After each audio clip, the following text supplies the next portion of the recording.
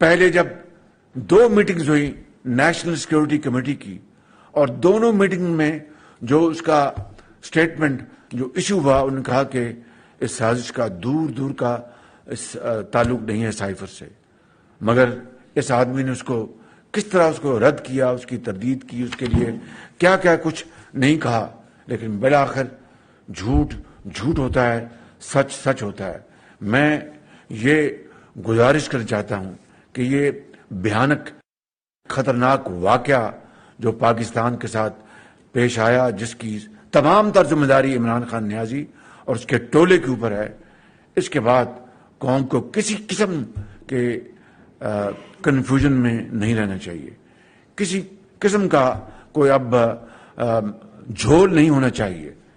बिस्मिल्लाहिर्रहमानिर्रहीम। अस्सलाम वालेकुम नाज़रीन, एनबी न्यूज की तरफ से मैं आपका मेजबान नवाज भुट्टो आपकी खिदमत में हाजिर हैं। नाज़रीन, इमरान खान बिलाखिर अपने अंजाम के बहुत करीब पहुंच गए हैं और अब मतलब जो चीजें महसूस होना शुरू हो गई हैं, अब हमारे अलावा खुद इमरान खान को भी इस चीज का एहसास होना शुरू हो गया है कि वो बिल्कुल चारों तरफ से फंस रहे हैं या फंस चुके हैं। तो नाज़रीन, इमरान खान के लिए इस वक्त जिस तरह मैंने कहा कि लॉन्ग मार्च नहीं, बल्कि ये इमरान खान के लिए एक बहुत बड़ी सजा बन चुकी है। और इमरान खान के लिए इतनी बड़ी सजा बन चुकी है कि अब ना तो वो उससे जान छुड़ा सकते हैं, ना उसे यू टर्न ले सकते हैं और ना ही उससे बच सकते हैं। नाज़रीन, जिस तरह इमरान खान ने 9 नशस्तों पर एक ही साथ ज़िमनी इंतखाबात लड़ने का ऐलान करके फंस गए थे और अब उससे एक बार फिर बचने की कोशिश कर रहे हैं और अदालत ने फिर उनकी गेंद जो है उन्हीं की कोर्ट में फेंक के उन्हीं को फंसा के रख दिया है। तो ऐसी ही हालत इनकी यहाँ सुप्रीम कोर्ट में चल रही है। ताहम आज वजीर आजम शहबाज शरीफ ने 2 टोक अल्फाज में इमरान खान को गद्दार करार दिया है और बहुत बड़ा साजिशी करार दिया है और उन्होंने बाज़ाब्ता तौर पर कहा है कि इमरान खान की साजिश ने पाकिस्तान को बदतरीन आइसोलेशन का शिकार बनाया। तो नाज़रीन, लॉन्ग मार्च के हवाले से जिस तरह मैंने इससे पहले वाली वीडियो में भी कहा कि इस वक्त पंजाब खुद मैदान जंग बना हुआ है। तो इससे पहले कि इमरान खान के खातिर पंजाब मैदान जंग बनता, ताहम इस वक्त पंजाब को इमरान खान के फैसलों की वजह से मैदान जंग बनना पड़ रहा है। एक तरफ वजीर दाखिला है और दूसरी तरफ वजीर आला है और दोनों गुत्थम गुत्था हो चुके हैं और इस वक्त सूरत हाल इतनी नाजुक हो चुकी है कि अब बचने का कोई चांस नजर नहीं आ रहा। अब या तो हुकूमत जाए तो शायद जान बचे। बहरहाल हुकूमत तो जा रही है सो जा रही है, लेकिन इमरान खान के लिए पंजाब का जो महाज था वो उसके हाथ से निकल चुका है और पंजाब में उसके लिए बहुत बुरे हालात पैदा हो चुके हैं। नाजरीन, जैसा कि मैंने कहा कि इमरान खान जो है वो 9 नशस्तों पर ज़िमनी इंतखाबात लड़ने का ऐलान करके खुद को उन्होंने जो है वो एक दलदल में फेंक दिया था। अब उस दलदल से जब निकलने का कोई रास्ता नहीं बचा, क्योंकि इलेक्शन कमीशन की तरफ से भी मुतवक्का तौर पर उन 9 नशस्तों पर इंतखाबात का ऐलान किए जाने के बाद या ऐलान होने की सूरत में अब इमरान खान अगर एक तरफ ज़िमनी इंतखाबात की तरफ तवज्जो देते हैं तो फिर उनकी तरफ से लॉन्ग मार्च कौन करेगा? क्योंकि इमरान खान जान चुके हैं कि अगर वो लॉन्ग मार्च की कॉल देते हैं तो ज़िमनी इंतखाबात का शेड्यूल जारी हो जाएगा और अगर वो ज़िमनी इंतखाबात की तरफ मुतवज्जा होते हैं तो फिर उनके हाथ से लॉन्ग मार्च चला जाता है। और दूसरी तरफ नाजरीन, हुकूमत ने इमरान खान के खिलाफ सख्त तरीन फैसले करने का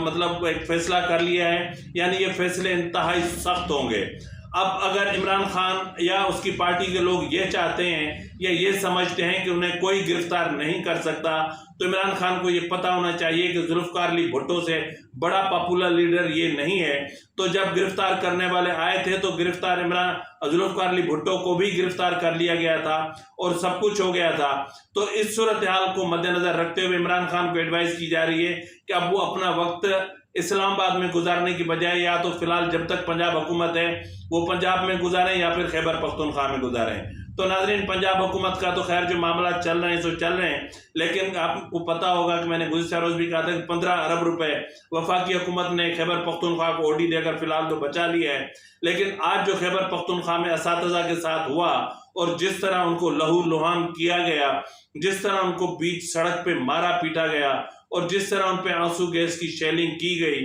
और जिस तरह उनकी गिरफ्तारियां हुई हैं, ये सब कुछ देख के बड़ा अजीब लगता है।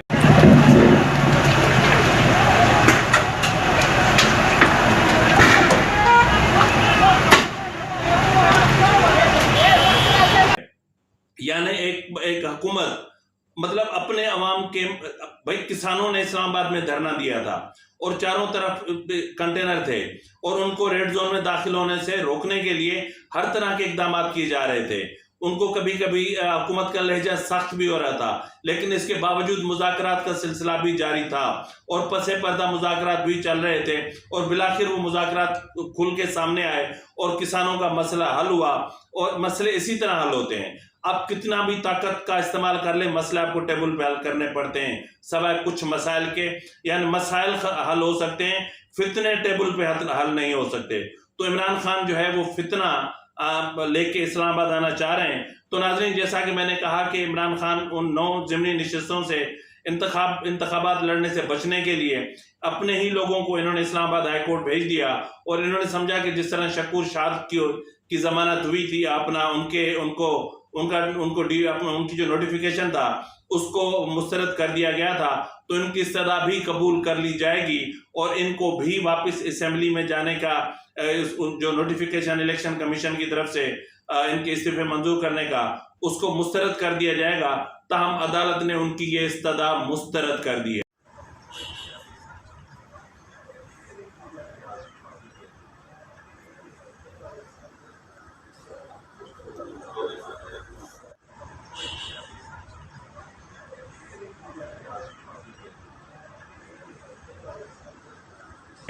अदालत ने उन्हें कहा है कि आपको 5 दिनों का टाइम है, आप 5 दिन सोचें। लेकिन आज जो चीफ जस्टिस इस्लामाबाद जस्टिस अतर मिनुल्लाह साहब का जो मामला थे वो इस तरह भी मतलब मुझे पॉजिटिव लगे कि उन्होंने कहा कि अब पार्लियामेंट की बहुत ज्यादा बेतौकीरी हो चुकी है। ये आपकी पार्टी की पॉलिसी थी कि आपने इस्तीफा दिया, कि अब आप पार्टी पॉलिसी के अगेंस्ट जा रहे हैं, और अगर आप अगेंस्ट जा रहे हैं तो क्यों जा रहे हैं, और कल को अगर फिर आपको पार्टी पॉलिसी आ जाए कि इस्तीफा हमने दे देने हैं, तो उसके बाद फिर आप क्या फिर बायकॉट करके बैठ जाएंगे। एक तरफ तो ये सिर्फ पार्लियामेंट की न सिर्फ बेतौकीरी है, बल्कि आप उन वोटर्स की भी तौहीन कर रहे हैं। तो नाज़रीन, इस्लामाबाद हाई कोर्ट ने इनको वाज़े तौर पे गेंद उठा के इनकी गेंद में इनकी कोर्ट में फेंकते हुए कहा है कि पहले आप 5 दिनों तक सोचें, सोचने के बाद आपको बयान हल्फी देना पड़ेगा कि आप यहां से सीधा पार्लियामेंट जाएंगे, क्योंकि सियासतदान का जो बेसिक जो फोरम होता है वो पार्लियामेंट होता है और अब सियासी मामला लेकर अदालतों में चले आते हैं। तो नाज़रीन, ऐसी ही सूरत हाल अपना सुप्रीम कोर्ट में भी चल रही है और वहां भी चीफ जस्टिस उमर अता बंदियाल साहब इन मामला का, यानी जिस तरह अपना आर्टिकल 62(1)(f) के मामले को जितनी बारीकबीनी से इस वक्त देखा जा रहा है और जिस तरह उसको गुज़िश्ता रोज काला कानून करार दिया गया और जिस तरह के आज पेशरफ्त हुई, इससे बज़ाहिर ऐसा लग रहा है कि जो इस कानून की जद में आकर अपने कीमती तरीन साल गंवा चुके हैं, उनके अजाले का वक्त आ रहा है। यानी अब उनका अजाला हुआ चाहता है और मुमकिन है कि सुप्रीम कोर्ट की तरफ से फैसल वावडा केस में ऐसा कोई फैसला आ जाए कि जिसमें 62(1)(f) को जो है वो या तो फिर पार्लियामेंट की तरफ भेज दिया जाए या फिर उस पे जो पहले वाले जो यानी उसमें तरमीम की जाए। क्योंकि देखें, 62(1)(f) में एक चीज वाज़े है कि जो कैंडिडेट मुंतखब होके आ रहा है वो सादिक और अमीन है कि नहीं है। अगर नहीं है तो वो रुकने पार्लियामेंट नहीं हो सकता। लेकिन अब हमने सिर्फ खेलना, नाम नहीं लेना, बस सिर्फ खेलना है इसके ऊपर कि ये डेट पहले से थी। आज नई जो चीज आएगी ना कि वो जो लेटर मैं सोच रहा था साइफर का एक मीटिंग मेरे ख्याल है कर ले। अगर वो रुकनियत के दौरान सादिक और अमीन नहीं रहते तो ज्यादा से ज्यादा ये होगा कि उनको डिसीट कर दिया जाएगा। ताहम ये नहीं होगा कि उनको ताहयात नाअहल कर दिया जाएगा। ताहयात नाअहली का आइन में कहीं पर कोई जिक्र नहीं है, तो ये फिर इस तरह करने की जरूरत क्या है। तो बहरहाल नाज़रीन, अहम तरीन बात आखिर में मैं आपको बताता चलूं कि इमरान खान के खिलाफ आर्टिकल 6 की तैयारी फाइनल हो चुकी है और ये मामला पार्लियामेंट में जा रहा है और पार्लियामेंट इसकी मुत्तफिका तौर पर मंजूरी देने जा रही है और उसके बाद आर्टिकल 6 की कार्रवाई शुरू होगी और हुकूमत की तरफ से फॉरेन फंडिंग केस में इमरान खान के खिलाफ सुप्रीम कोर्ट को डिक्लेरेशन भेजने का भी फैसला हो चुका है,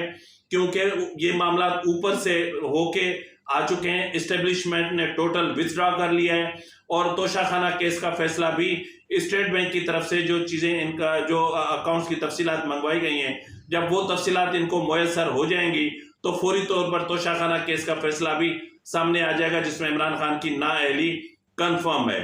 मतलब जो इस वक्त तक शवाहिद और जो कागजात और जो केसेस हैं, तो नाज़रीन ये सब कुछ अपनी जगह पर, लेकिन यहाँ आखिर में मैं सबसे बड़ी और सबसे भयानक बात करने जा रहा हूँ, वो ये है कि जो हैकर है वो फिर एक नए रूप से, एक नए नाम से सामने आ गया है और उसने जो चीज़ें डिस्क्लोज करने का इंकशाफ किया है, क्योंकि इससे पहले उन्होंने जो जो चीज़ें डिस्क्लोज की बिलखुसूस जो है वो साबिक DGFI बशीर मेमन साहब के हवाले से, उन्होंने तो खुले दिल से उसको एक्सेप्ट कर लिया और उसको डिनाई भी नहीं किया।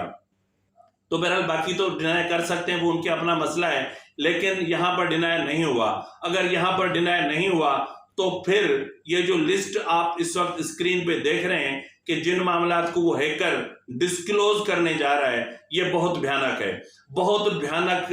ये है कि जिस तरह हैकर ने कहा है कि हाईवे पर चलती हुई एक गाड़ी में 3 लोग सवार थे,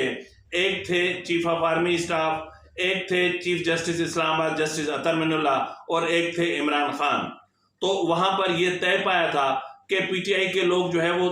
सरकारी अमलाक पर चढ़ाई करेंगे, नुकसान पहुंचाएंगे और बहरहाल इसको फिर पॉलिटिकल मसला करके रफा दफा कर देना है। और ये हुआ, ये हमने